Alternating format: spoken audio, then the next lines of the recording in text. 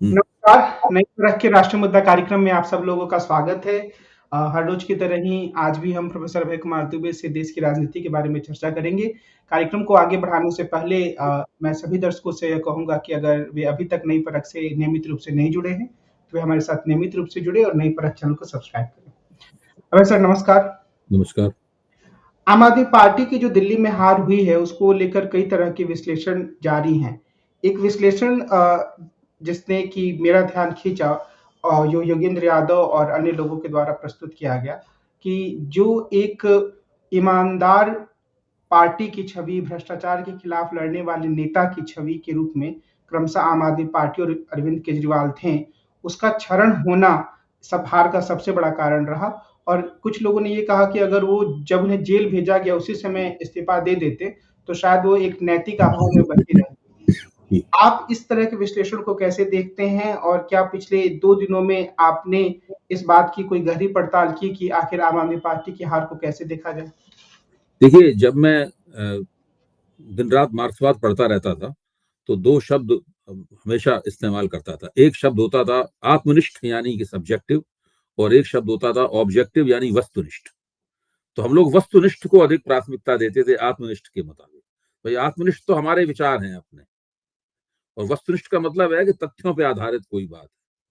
आइए तथ्यों के ऊपर देखते हैं कि इस बात का कितना महत्व है। आज ही इंडियन एक्सप्रेस में पूरे एक पेज में लोकनीति सीएसडीएस का सर्वे छपा हुआ है, और जिस सर्वे में लोगों से सवाल पूछे गए हैं कि जो शराब घोटाले के बारे में जो आम आदमी पार्टी की नेताओं की गिरफ्तारियां हुई, उन्हें जेलों में रहना पड़ा, वो, और शीश महल वाला सवाल यानी मुख्यमंत्री आवास के ऊपर जो करोड़ों रुपया खर्च किया गया, वो वाला सवाल।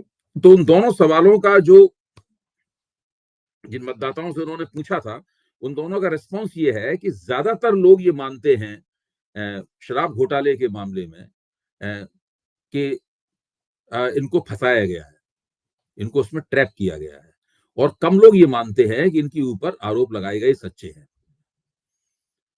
फर्क कम है, लेकिन संख्या उनकी ज्यादा है जो ये मानते हैं कि इनको ट्रैप किया गया है। लेकिन जब आप उधर जाते हैं, शीशमहल वाले मसले पे जाते हैं, तो वहां ज्यादा लोग ये मानते हैं कि ये सब नहीं करना चाहिए था, ये ठीक नहीं किया, सादगी से रहना चाहिए जो वायदा किया था आपने। और उससे कम लोग कहते हैं इसमें कोई ज्यादा दम नहीं है, तिल का ताड़ बनाया जा रहा है। अच्छा, अब ये स्थिति है, पहली बात। दूसरी बात यह है कि अगर 100 वोटर दिल्ली में पड़े, दूसरा 100 में से 43.5 वोटरों ने कहा, 43.5 वोटरों ने इस आरोप के ऊपर, इन आरोपों को सही नहीं माना। अगर वो इन आरोपों से प्रभावित होते, तो वो आम आदमी पार्टी को वोट क्यों देते? देखिए, 43.5% वोट कम नहीं होते। ये ठीक है, आम आदमी पार्टी को पिछली बार मिले थे उससे 10% कम है, इसीलिए वो चुनाव हार गए। लेकिन 43.5% वोट बहुत ही सम्मानजनक वोट है, बहुत अच्छे वोट है। अगर आम आदमी पार्टी की बेईमान की छवि थी, भ्रष्ट की छवि थी, तो उन्हें इतने वोट नहीं मिलने चाहिए थे, उन्हें और ज्यादा बुरी तरीके से चुनाव हारना चाहिए था। इसका मतलब ये नहीं है कि उनके खिलाफ जो जो अच्छा, दूसरे जो मध्य वर्ग था, खासतौर से नौकरी पेशा मध्य वर्ग जो था, जो दिल्ली में बहुत बड़ी संख्या में है, उसके ऊपर, उसके मानस पे इन चीजों का, इस प्रचार का ज्यादा असर हुआ है, मैं ये मानता हूँ। उसने नहीं वोट दिए इनको, 2-3 वजहों से। एक तो केंद्र सरकार ने 2 बड़े कदम उठाए। एक तो वेतन आयोग की घोषणा की, और दूसरे इनकम टैक्स में बड़ी रियायत दी। तो उसकी वजह से वो, पता नहीं मैंने नई परख पे वो तथ्य बताया है कि नहीं बताया है, ये पीरियोडिक लेबर फोर्स सर्वे का तथ्य बताया है मैंने आपको? नहीं। देखिए, देश में एक पीरियोडिक लेबर फोर्स सर्वे होता है। ये सर्वे बताता है कि हिंदुस्तान के हर 100 आदमियों में से 22 लोग वेतन भोगी हैं। औसत क्या है देश में? देश की आबादी का एडल्ट वयस्क लोग हैं, उनमें से 22 लोग जो है 100 में से, वो वेतन भोगी है, सैलरीड एम्प्लॉई है। लेकिन दिल्ली में परिस्थिति कुछ और है। दिल्ली की परिस्थिति यह है कि 100 में 56 लोग वेतन भोगी है। अच्छा, दिल्ली में अमीर लोगों की संख्या भी ज्यादा है दूसरे प्रांतों के, दूसरे बड़े शहरों वगैरह के प्रांतों के मुकाबले। तो दिल्ली का मतदाता मंडल खास तरह का मतदाता मंडल है। यहां पर भारतीय जनता पार्टी ने केंद्र सरकार द्वारा की गई घोषणाओं की मदद से, केंद्र सरकार द्वारा किए गए हस्तक्षेप की मदद से, जो मध्यवर्गीय वोटर है, यही जो वेतनभोगी मध्यवर्गीय वोटर है, इसका जो हिस्सा लोकसभा चुनाव से विधानसभा चुनाव में आम आदमी पार्टी की तरफ शिफ्ट होता था, उसको रोक लिया, उसके बड़े हिस्से को वो नहीं जाने दिया उधर। इस कारण ये 10% वोट कम हुए। यही 10% वोट बढ़ गए, 8% भाजपा के बढ़ गए, 2% कांग्रेस के बढ़ गए। जो गरीब आदमी था दिल्ली का, जो जो वंचित तबका था दिल्ली का, जिसमें मुसलमान बड़े पैमाने पर शामिल थे, दलित बड़े पैमाने पर शामिल थे और गरीब लोग शामिल थे, वो सारे के सारे वोट तो आम आदमी पार्टी को मिले हैं। अच्छा, ऐसी बात नहीं कि आम आदमी पार्टी से गलतियां नहीं हुई, गड़बड़ियां नहीं हुई, बहुत सी गलतियां हुई। 2 गलतियां तो मैं ही गिना सकता हूं जो सीधे सीधे दिखाई पड़ रही है। एक गलती यह है कि पार्टी की जो राष्ट्रीय महत्वाकांक्षाएं हैं, उनको दिल्ली का जो एक विशेष, दिल्ली की में गवर्नेंस का जो एक विशेष संवैधानिक बंदोबस्त है, उसको ख्याल रखते हुए उन राष्ट्रीय महत्वाकांक्षाओं का दिल्ली की अर्बन गवर्नेंस के साथ घालमेल नहीं करना चाहिए था। कुछ इस तरह की विधि और तौर तरीका अपनाना चाहिए था जिससे ये ना हो। दूसरा ये है कि शहरी गरीबों पर ज्यादा जोर देने के चक्कर में दिल्ली के अंदर जो देहात की सीटें हैं, उन पे बिल्कुल नहीं ध्यान दिया गया। दिल्ली का जो देहाती इलाका है, उसमें ध्यान नहीं दिया गया। वो सारे के सारे लोग भाजपा के साथ चले गए, वो सारी सीटें। तो इस प्रकार की कई गलतियां हुई हैं जिनके कारण आम आदमी पार्टी की हार हुई है। आप केवल अरविंद केजरीवाल को जो वोट मिले उनको आप देखिए, जो आज छपा है। अरविंद केजरीवाल को पिछली बार से 20,000 करीब कम वोट मिले। भाजपा के उम्मीदवार को, प्रवेश वर्मा को, उनसे 5,000, जो पिछली बार भाजपा को उम्मीदवार को वोट मिले थे, उससे 5,000 वोट ज्यादा मिले। 5-6 हजार वोट ये इन्होंने काट लिए संदीप दीक्षित ने। कहने का मतलब ये है कि असली समस्या यहाँ पे है कि अरविंद केजरीवाल को जो मिलने वाले वोटों में बहुत बड़ी गिरावट हुई। अगर अरविंद केजरीवाल के वोटों में इतनी गिरावट ना होकर थोड़ी गिरावट होती, तो भी उन्हें चुनाव हराया सकता था उनको। भाई, आम आदमी पार्टी के वोटों में 10% गिरावट हुई। अगर वो 3 या 4% गिरावट को रोक लेते, 10 की बजाय उसमें गिरावट केवल 5 या 6% गिरावट होती, तो ये इन्हें बहुमत प्राप्त हो जाता उनको। इतनी गिरावट के बावजूद भी तो 22 सीटें वो जीत गए। तो मैं ये कह रहा हूं कि ये सब जो विश्लेषण वगैरह हो रहे हैं, भाई आपके मन में ये विचार है कि ये भ्रष्ट हो गए, तो आप इस तरह का विश्लेषण कर देते। भाई, आज तक तो प्रचार हुआ है, आज तक तो कोई चीज साबित हुई नहीं है। प्रचार बहुत हुआ है, प्रचार का असर भी हुआ है, खासतौर से मध्यवर्गीय वोटरों के ऊपर हुआ है, लेकिन आज तक कोई चीज साबित तो नहीं हुई। अब इनके ऊपर मुकदमा चलेगा, जमानत पे छूटे हुए हैं, मुकदमा चलेगा। मुकदमे में देखते हैं साबित कर पाती है कि सरकार नहीं कर पाती। एक बात ये भी कही जा रही है कि दिल्ली की हार आम आदमी पार्टी के लिए अस्तित्व का संकट पैदा कर सकती है, क्योंकि आने वाले समय में इनके 22 विधायक हैं, भाजपा बहुत आसानी से उन्हें भी तोड़ सकती है, पार्टी बहुत छोटी रह जाएगी, अरविंद केजरीवाल की छवि को काफी धक्का लगा है। आप इस तरह के विश्लेषणों को कैसे देखते हैं? भाई, धक्का तो निश्चित रूप से लगा है, इसमें कोई शक की बात नहीं है। और उस धक्के को भरपाई करने के लिए इन लोगों को काफी मेहनत करनी पड़ेगी, समय भी लगेगा उसके अंदर, इसमें भी कोई शक नहीं है। जैसे जैसे भारतीय जनता पार्टी की सरकार की कमियां निकलेंगी, उसके प्रशासन की लायतलाली सामने आएगी, जैसे जैसे अपने वायदे पूरा करने में वहां कसर रहेगी, वैसे वैसे इनकी छवि बेहतर होगी, लोग इनकी कमियों को भूलेंगे। इसमें समय लगेगा, उसमें आप 2 साल कम से कम समय मान के चलिए, वो लगेगा उसमें। अच्छा, जहां तक खतरे का सवाल है, इसमें भी कोई मुझे प्रमाण नहीं इस खतरे का मिल रहा है। बात तो यहां तक हो रही है कि साहब कि इनकी पंजाब सरकार टूट जाएगी और अरविंद केजरीवाल भगवंत मान को हटा के पंजाब के मुख्यमंत्री बनने की कोशिश करेंगे। इस प्रकार की कॉन्स्पिरेसी थियरीज चलाई जा रही हैं बहुत बड़े पैमाने पर। मतलब अरविंद केजरीवाल और कुछ भी हो, इतने मूर्ख और पागल नहीं है कि वहां पंजाब का मुख्यमंत्री बनने की कोशिश करें दिल्ली में अपना चुनाव हारने के बाद। अच्छा, फिर वहां पे कालका जी में आतिशी ने थोड़ा सा जो जीत का उत्सव उन्होंने मनाया, उसमें भाग ले लिया, तो उसमें कहा लगा कि वही अरविंद केजरीवाल को तोड़ देंगी। इससे पहले ये कहा जा रहा था कि सौरभ भारद्वाज के मुकाबले एक कमजोर उम्मीदवार भाजपा ने इसलिए खड़ा किया है ताकि सौरभ भारद्वाज अरविंद केजरीवाल के नेतृत्व को चुनौती दे दें। तो इस प्रकार की कॉन्स्पिरेसी थियरीज बहुत सी चल रही है। सवाल ये है इनमें किसका प्रमाण है, किसकी संभाव्यता, प्रोबेबिलिटी ज्यादा है। मुझे तो अभी दिखाई नहीं पड़ रही कहीं। भाई, पंजाब में 90 करीब विधायक इनके पास है, जो एक बहुत बड़ा बहुमत है। दूसरे, पंजाब में आम आदमी पार्टी के खिलाफ जो राजनीतिक शक्तियां हैं 3, एक तो भाजपा, कांग्रेस और अकाली दल, तीनों की हालत क्या है इस वक्त देखिए। भाजपा का जो जनाधार है वो बहुत छोटा है, उसमें कोई दम नहीं है, बहुत छोटा जनाधार है, वो अकेले कोई चुनौती देने में संभव नहीं। यहाँ तक अमरिंदर सिंह इस पे आ गए, तब भी उन्हें एक जाट का वोट नहीं प्राप्त हुआ, जाट सिख का वोट नहीं प्राप्त हुआ। उसके बाद अकाली दल ने अपने लिए जो गड्ढा खोदा था 5 साल 6-7 साल पहले, वो गड्ढा अभी भी और भी गहरे धस चुके हैं उस गड्ढे में। पंथिक नेतृत्व ने उसमें हस्तक्षेप करके अकाली दल को और भी ज्यादा पंगु कर दिया है। कांग्रेस के पास समर्थन आधार है, कांग्रेस का नेता नहीं है वहां पे, कांग्रेस नेतृत्वहीन है। अमरिंदर सिंह के चले जाने के बाद उनके पास कोई नेता नहीं है। तो पंजाब में मुझे नहीं लगता कि आम आदमी पार्टी कोई कमजोर विकेट के ऊपर बल्लेबाजी कर रही है।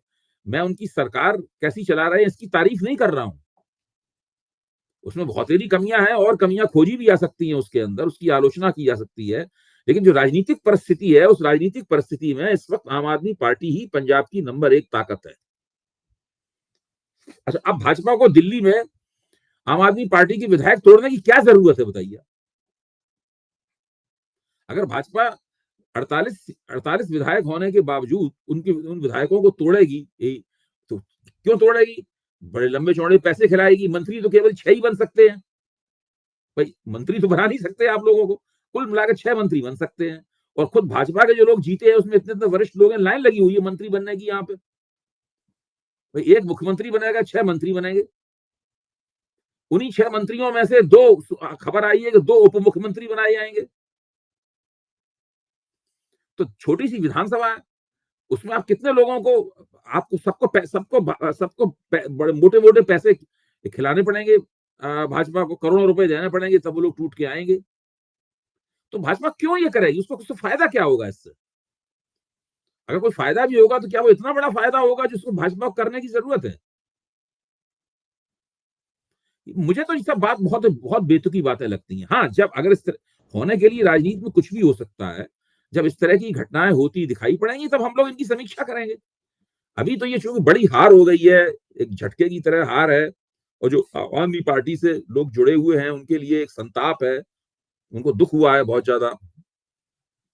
और राजनीति में जो षड्यंत्र का सिद्धांत है वो बहुत काम करता है। कॉन्स्पिरेसी थियरी बड़ी मजे की चीज है, उसको जैसे जैसे आप लागू करेंगे, जैसे जैसे उसके बारे में तो अफवाहें बनती हैं, बहुत मजा आता है लोगों को उसमें। दूसरे, जो बहुत सारे सोशल मीडिया के प्लेटफॉर्म ऐसे हैं जो कांग्रेस के लिए काम करते हैं, खुल के कांग्रेस का प्रचार करते हैं। अब उस समय हेडिंग बन रही है कि राहुल और प्रियंका ने आम आदमी पार्टी को हराया। एक तो वीडियो मैंने देखा इसका, आप सोचिए, जिनके वोट 4.25% थे उनके 2% वोट बढ़ गए, उन्होंने आम आदमी पार्टी को हरा दिया। भाजपा वाले तो ढोल मजीरे बजा रहे थे, चुनाव लड़ ही नहीं रहे थे।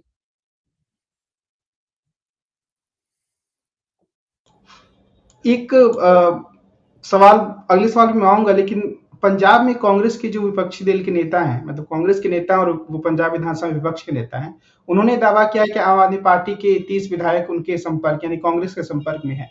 एक साइकोलॉजिकल गेम इसे हम ज्यादा मान्य तथ्यों से रहित। देखिए, इन बातों का क्या महत्व है बताइए? आपको क्या लगता है ये बातें इतनी महत्वपूर्ण है कि इनमें, अच्छा, इसका क्या तरीका है इसकी पुष्टि करने का? भाई, आम आदमी पार्टी के विधायक आम आदमी पार्टी की सरकार को क्यों तोड़ेंगे? उसकी कोई वजह होनी चाहिए ना। अगर 90 में से 30 विधायक उनके संपर्क में है तब भी तो नहीं टूटेगी, नहीं टूटेगा विधायक दल। क्या शायद 2/3 टूटना चाहिए ना? तो कम से कम 60 से ऊपर विधायक टूटेंगे तब टूटेगी वो। तो ये तो खबर बनाने के लिए बेकार की बातें हैं। मैं नहीं मानता हूं कि इन बातों में कोई दम है। जी, लेकिन इसका मतलब ये भी नहीं है कि कोई आम आदमी पार्टी के ऊपर पंजाब में, दिल्ली में संकट नहीं आ सकता है। बहुत तरह के संकट आ सकते हैं, कुछ ऐसे संकट आ सकते हैं इनके बारे में अभी लोग कल्पना भी नहीं कर पा रहे हैं। पता नहीं क्या बात हो जाए।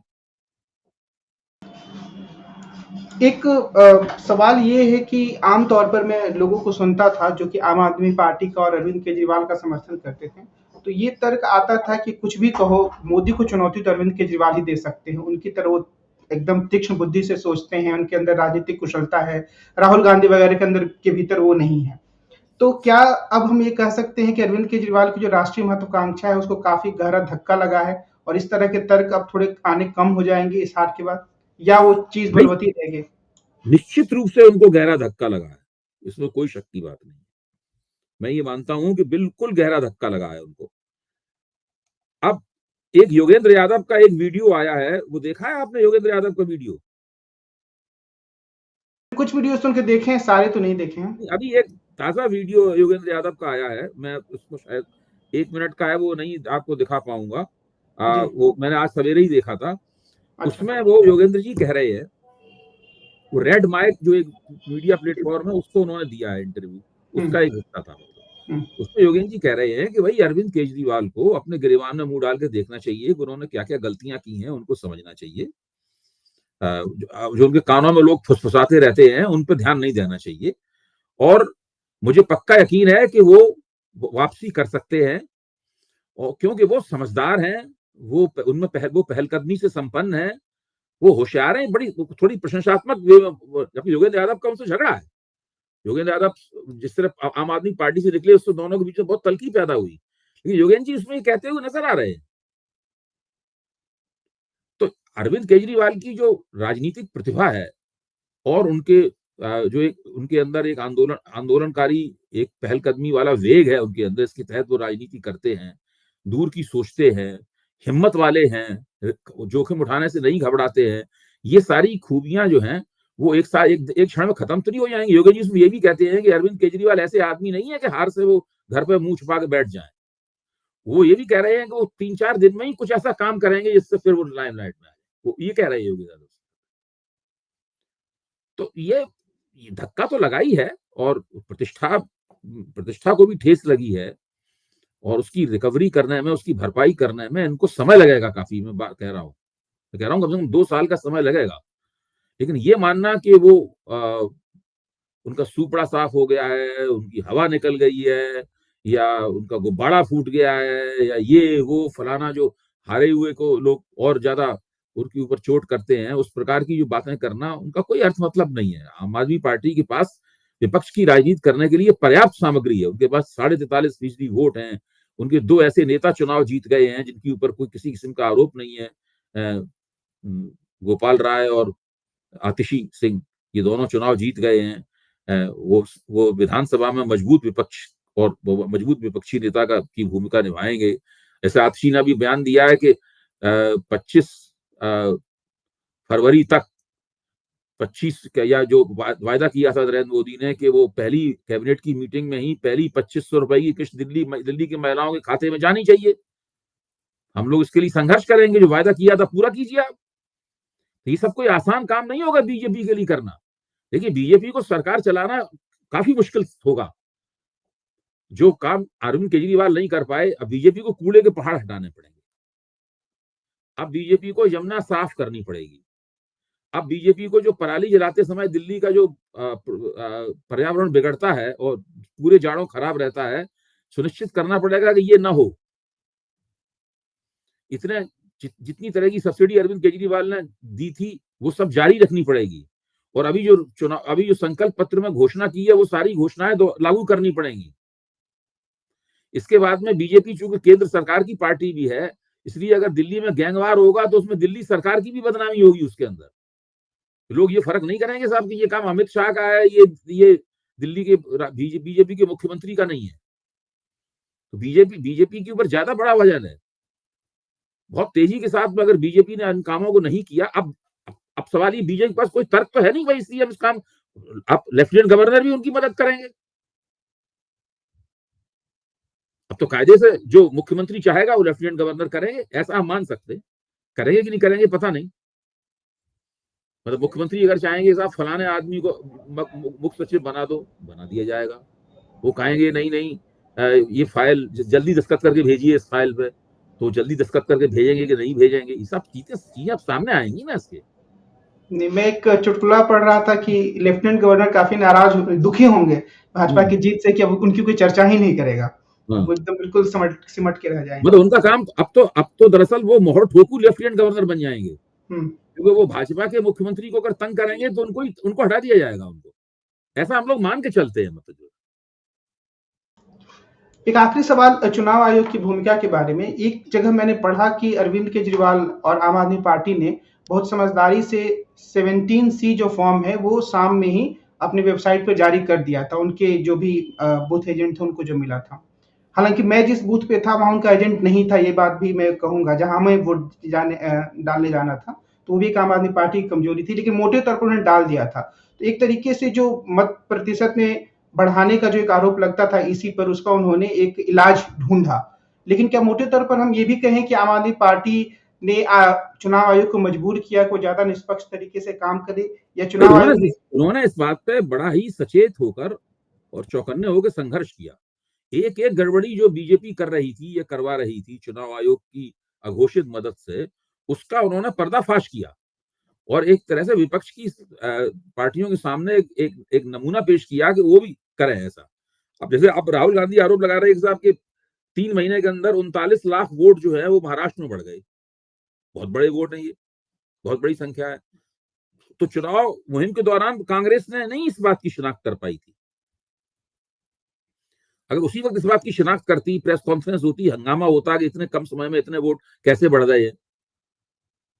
तो ये सब बातें विपक्ष के लोगों, और ये जो फॉर्म 17C फॉर्म डालने वाला मामला है, इसको तो मैं जाने कब से कह रहा हूं।